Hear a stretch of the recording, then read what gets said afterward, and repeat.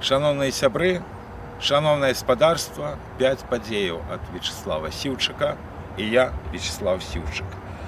Сёння мы кажам пра тыдзень з 2 па 8 верасня. Я прапаную наступныя 5 падзеяў. 8 верасня – Дзень беларускай вайсковай славы.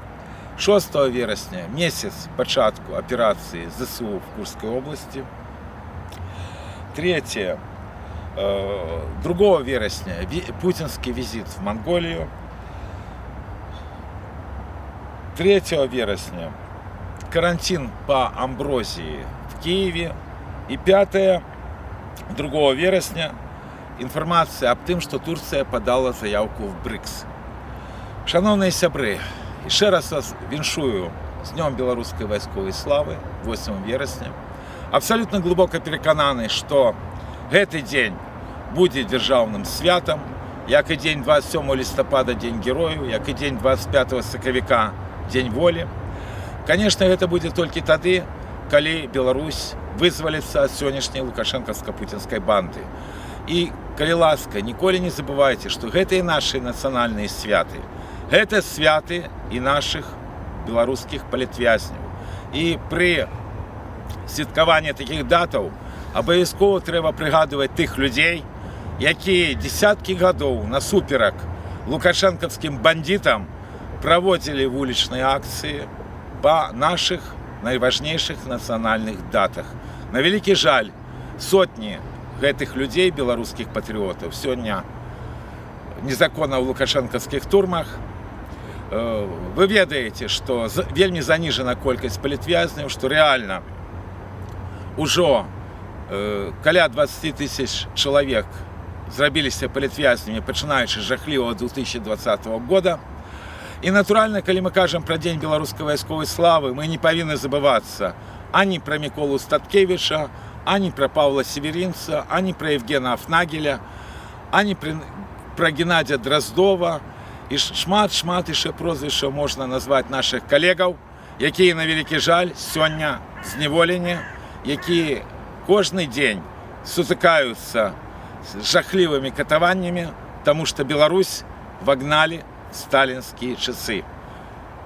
Але ж нават в наш цяжкі час мы мусім не забывацца пра нашы нацыянальныя даты, якія абавязкова стануць дзяржаўнымі святамі Рэспублікі Беларусь. Так будзе. Свой да свайго па свае. Шановныя беларусы Варшавы, запрашаю у нядзелю 15 верасня о 14 гадзіне помнік Каперніка. Традыцыйная акцыя беларусаў Варшавы. Прыходзьце. Свой да свайго па свае. 6 верасня уже месяц с пачатку аперацыі ЗСУ в Курской области.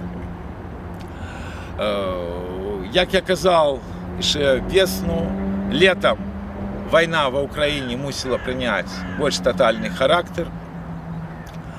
И рейд в Курскую область, ён таксама павялічыў і тотальнасць гэтай войны, і таксама павялічыў натуральна ахвяры с абодвух бакоў.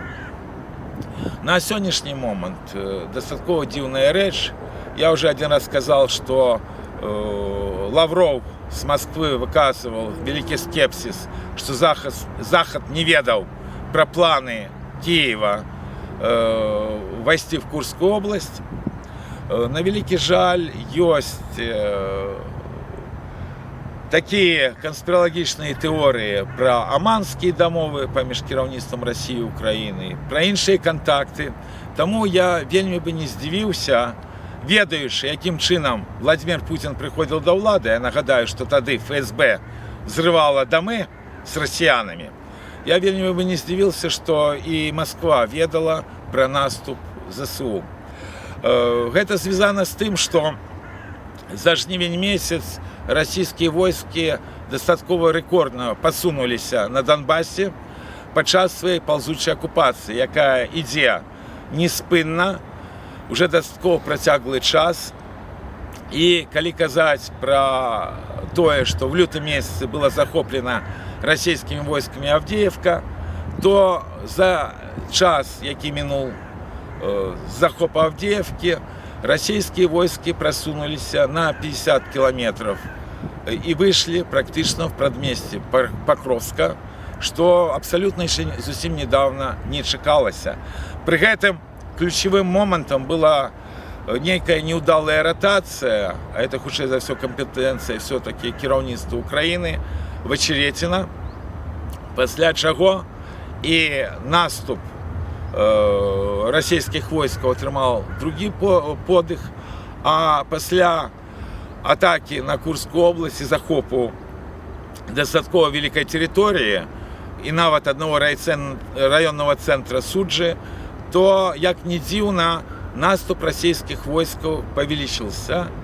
В гэтым кірунку, акрамя того, сур'ёзная небяспека ёсць для Угледара. Идут по-ранейшаму бои в ключевом месте Донбасса, Часовом Яру. Идут бои уже в Торецку. Просовывание российских войск до Купянска. Правда, Купянск российские пропагандисты обещали взять давным-давно.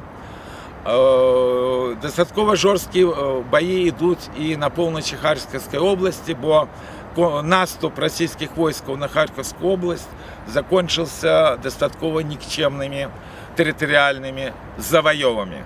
Что нельзя сказать про Курскую область. Что будет далей, не до конца ведомо, а лишь крыху бянтэжыць абсолютно нейкая нехлемяжная реакция кіраўніцтва России, быццам бы не на территорию Российской Федерации вошли войски супротивника. По великому рахунку сформована нейкая толькі группа, каб заблокаваць ЗСУ, каб не было далейших прорывов, бо там близко находится Курская АЭС, что вносить во всю эту войну таксама яшчэ дастаткова трагічны адценак магчымых ядерных катастрофаў. Але ж натуральна мы про гэта даведаемся, мы даведаемся, ці праўда то, што распаўсюджваецца в российских пабліках, што рэзка взросла колькасць добраахвотнікаў, якія хочуць поехать воевать с Украиной. Там даюць сур'ёзныя лічбы. Не ведаю, наколькі гэта праўда. Не ведаю, наколькі пашырыць свои войски Путин за ближайший час. Это все пытание ближайшей будущини. Я хотел бы сказать несколько слов, связанных менавіта с Беларусью, потому что гэта российско-украинская война, яна натуральна покуль региональная, але ж при втягивании лукашенковских структур в эту войну есть все предпосылки для того, чтобы она перешла в ранг уже Третьей Сусветной. Тут есть несколько вельми серьезных аспектов. Указываю на то, что натурально идут достаточно серьезные разбурения и в Курской области, и резко взмацнилась ракетные атаки бомбами в Сумской области и іншых памежных областей Украины. И взмацнились обмены ударами поміж Россией и Украиной. И ракетные атаки России зрабились больше интенсивны. Вы ведаете про страшные ахвяры, які были на этом тыдне. И спачування всем родным и близким тех, кто потерпел от налетов и российских ракетов и во Львове, и в іншых городах. Бо сапраўды вельми серьезные трагедии отбываются самое штодня.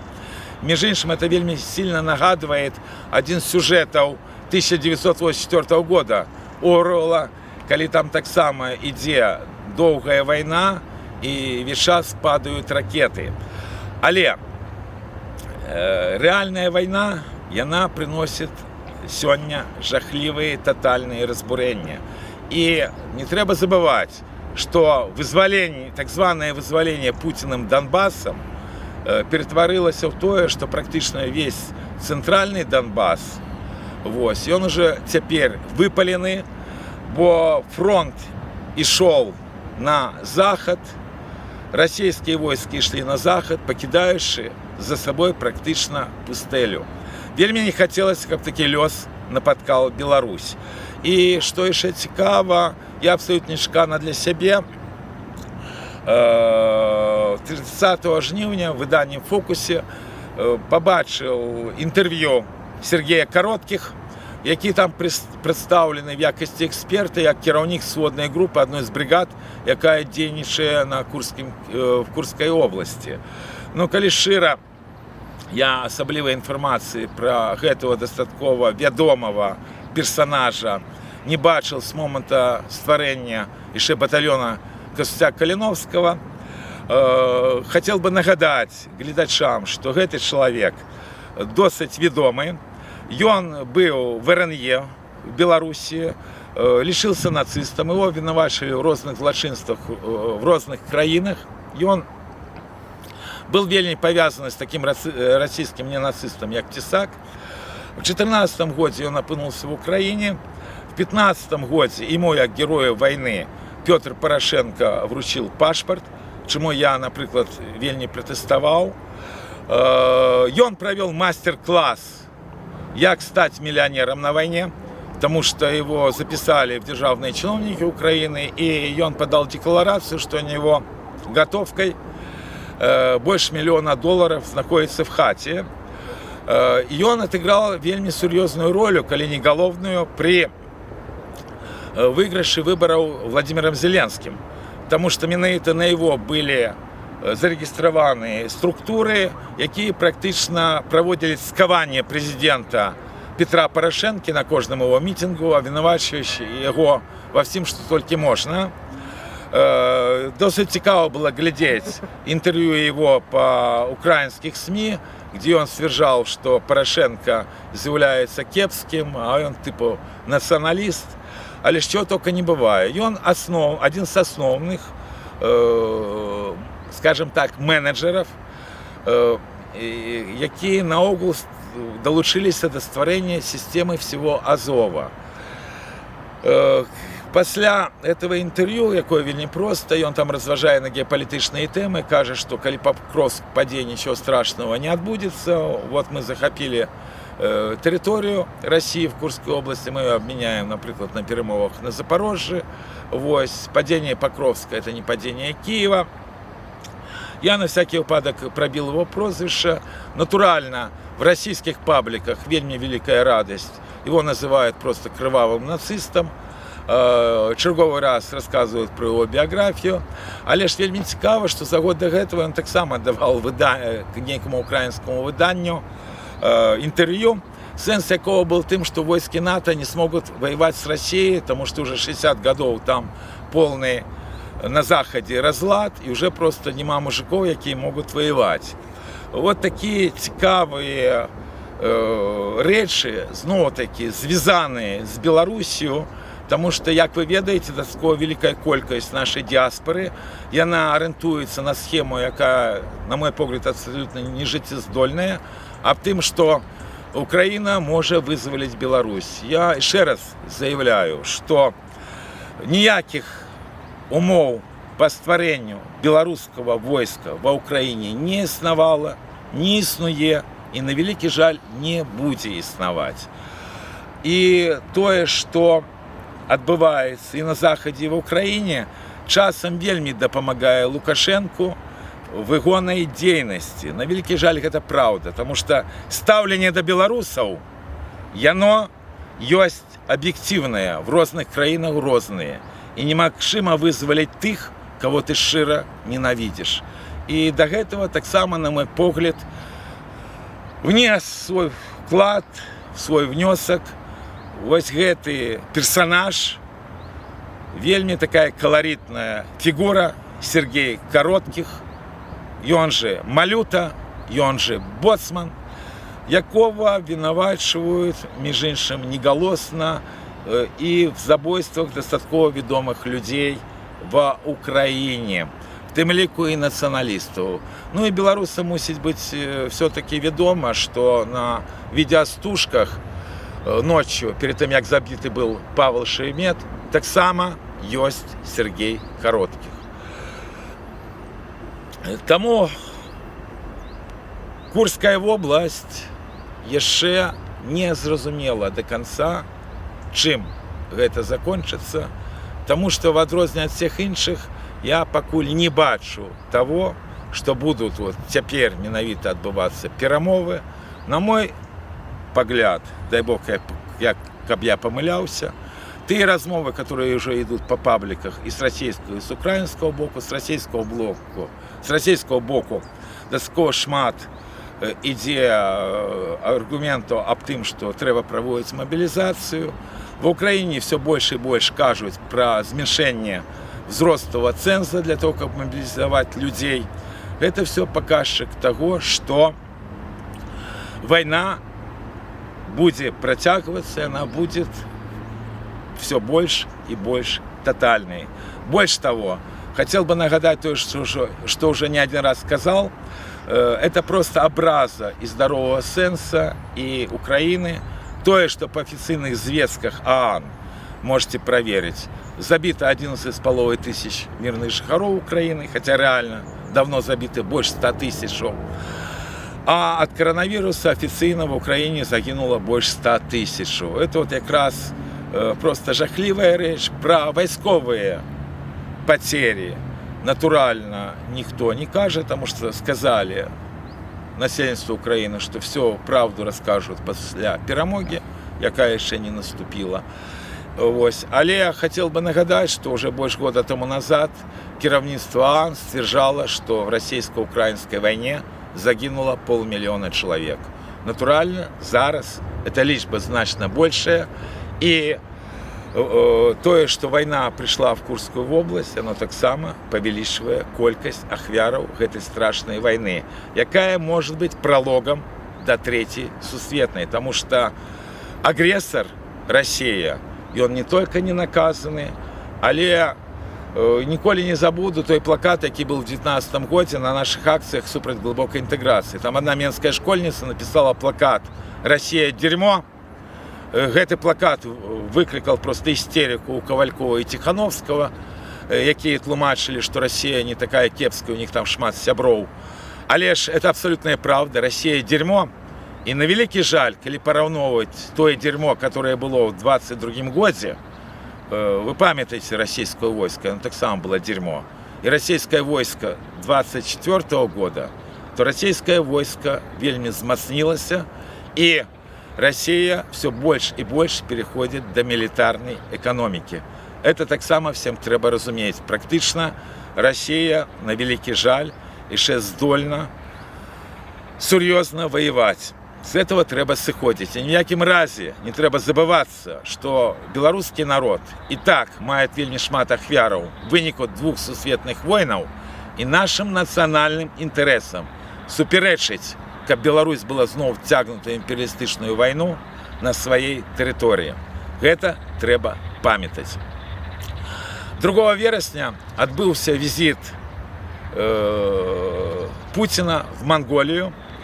Это был двухдзённы визит, але ж проблема не в гэтым визите, а ў тым, что Монголия мусила бы арыштаваць Путина, бо выдадзены ордер на его арешт. Это связано со справой детей Украины, якія незаконно вывозятся на территорию России. По международному праву Монголия мусила гэта зрабіць. Яна гэта не зрабіла. Я думаю, что визит Путина в Монголию был менавіта для того, как продемонстрировать, что теперь давным-давно уже нема силы права, а есть право силы. Больше там особливо в Монголию Путина не было чего робить. Хотел бы нагадать, что это знакомитые недозаконов Александра Лукашенко. Яны проявлялись не только в 2020 году. В Беларуси недозаконов было еще в далеком 1995 году. И вы бачите, як вось гэты лукашизм, як это незаконность, принциповое грэбаванне законом для того, как мець уладу, для того, как весь час мець уладу, приводить до жахливых войнаў, тым ліку абсолютно жахливой российско-украинской войны, и ставит свет на порозе еще больших и страшных выкликов. На великий жаль, мы можем бачыць, што пакуль нема сур'ёзнага ціска на Россию, и идет жахливая война. И вот этот визит в Монголию – это просто гребование и над здоровым сенсом, и над международным правом, коли международный злочинец себя отчувает абсолютно вольно и просто уже начинает гэтым ганарыцца. Я хотела привести слово пресс-секретаря Путина Пескова, який одразу казал, что Монголия ніколі не арыштует Путина. Хотел бы нагадать, что Паўднёва-Африканскую республику Путин побоялся ехать, бо там был саммит БРИКСа. Але ж Монголию знайшли час, знайшли магчымасць и показали всему свету, что им не до законов, что вось гэта беззаконне, якое започаткаваў в Европе жахливый режим Лукашенко, распаўсюджваецца все далей і далей. Тут вельмі таксама наступная навіна, яна сумная насамрэч для сусвета, тому что 2 вересня стало вядома об тым, что Турция подала заявку в БРИКС. Хотел бы нагадать две рэчы. Тое, что гэта аб'яднанне спачатку Бразилия, Россия, Индия, Китай, Паўднёвая Африка.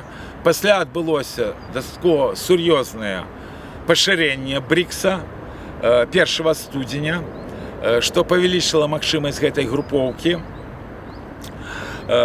І 22-24 верасня в Казані, бо зараз Росія кіруе БРИКСом, яны па чарзе кіруюць, так, адбудецца чарговы іхні саммит, дзе хутчэй за все Турция будет прынята в склад БРИКСа як шэраг краінаў, потому что некалькі десяткаў краінаў подали свои заявки в гэтае аб'яднанне, в тым ліку між іншым і Лукашенковская Беларусь таксама.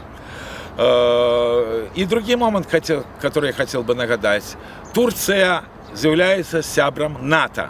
Правда, хотел бы нагадать, что была турецко-грецкая война между двумя краинами НАТО, это связано было с Кипром, это 1967 год, и проблемы натурально у Захода с Турцией будут, и на великий жаль, это решение Турции, оно дастаткова серьезно повеличивает ось зла, якой и з'являецца БРИКС. И размова об том, что это просто экономичное объединение, треба откинуть в бок. Не бывает в сучасном свете просто экономичных об'яднанняў. Гэтая рэч ёсць небяспечная для Захада, нават калі Захад гэта сёння не разумее. І на вялікі жаль, і гэтая заявка показывае, што прапаганда аб тым, што Расія хана, яна не спрацоўвае. Так, як я казаў і на мітынгах, Расія дзерьмо, але ж на вялікі жаль, ніхто сёння з сур'ёзных структураў не падтрымлівае барацьбу паняволеных народаў супраць Москвы, ніхто не падтрымлівае развал Российской Федерации. И вы бачыце, что и в милитарном сенсе, и в палітычным Россия працягвае павялічваць свою моц, як і Китай. Потому что натуральна БРИКС найперш гэта Китай, які значна больш сур'ёзны зараз маюць вагу ў свеце, чым Россия. Свой да свайго па свае. Шановныя сябры, калі ласка, падтрымайце YouTube канал Вячеслава Сіўчыка. Вельмі прашу, каб пашыралі інфармацыю, што такі YouTube канал ёсць.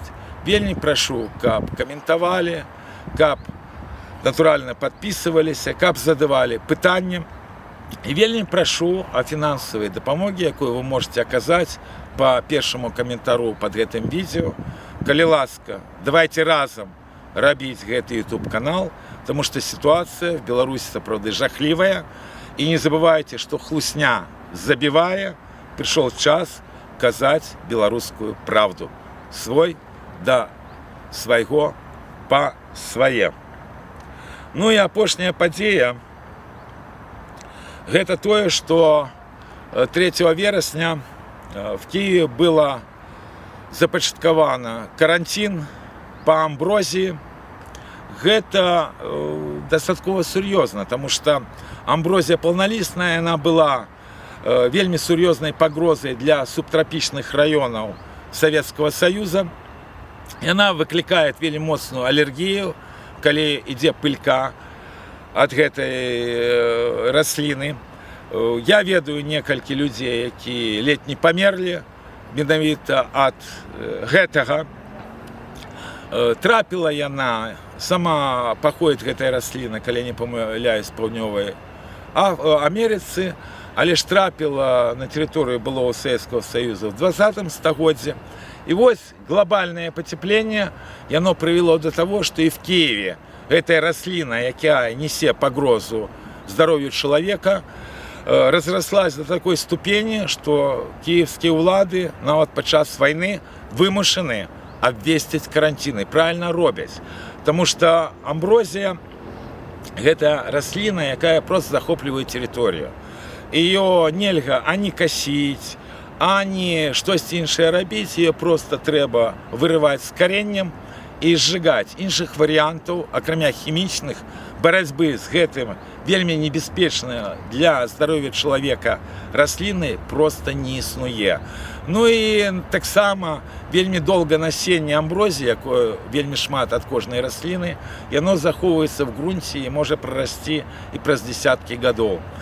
Таму гэты карантин в Киеве, он показывае і пра тую небяспеку, якая для всего нашего кліматычнага пояса, потому что яшчэ колькі гадоў тому назад ніхто не мог нават падумаць, што такая расліна прорвецца уже і да наших межаў, і уже ёсць небяспека, в прынцыпе, не толькі Киева. Я глыбока перакананы, што і нашы паўднёвыя беларускія гарады, яны таксама хутка сутыкнуцца з гэтай навалы. Бачыце, сапраўды, быццам бы нейкія біблейскія часы павярнуліся, бо столькі катастроф, і вайна, і эпідэміі, і землетрусы. І тут яшчэ за кошт уже глобального пацяплення мы маем такую рэчаіснасць, што в Киеве улады мусяць бараніць і здароўе людзей, і абвяшчаць карантин па той расліне, якая амаль што нічога не кажа большасці гледачоў майго канала. Але ж вы пра яе даведаецеся.